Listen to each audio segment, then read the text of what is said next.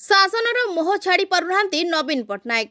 विरोधी दलर नेता भावे निजकु देखि पारुनाहांती नवीन।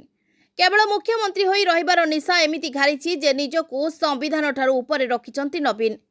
3 दिन धरी गृह अचल रखिचंती बीजेडी विधायक।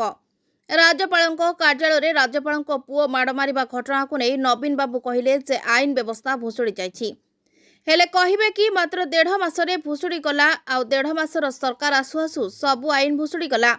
नवीन पट्टनायक आज जवाब देबे कि नयगढ़ परी घटना अरुण साहू को संपृक्ति आसीथिला आ से समय आईन आपणक पाखरे थिला। केते दिन लागिला दोषी को दंड देबारे।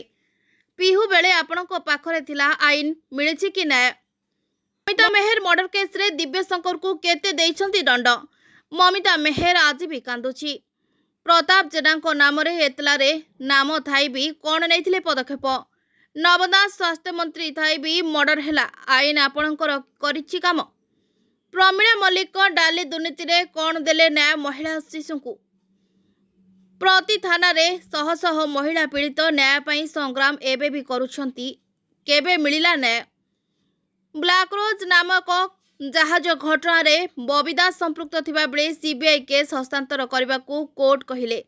आज जाए काहेकि लुचै रखिले एइटा आपणक आईन। निजे नवीन पट्टनायक अक्षम थिले शासन काल रे प्रशासनिक क्षेत्र रे लोकों को न्याय पाइबा भूली जाइथिले लोक। नवीन केवल निजर दुर्बलता को डरुछंती। बीजेडी सरकार को किपरि कोनोसी दोष को गृह रे आलोचना न हेउ सेथि पई चिंतित ओडिया अस्मितार बहाना मात्र।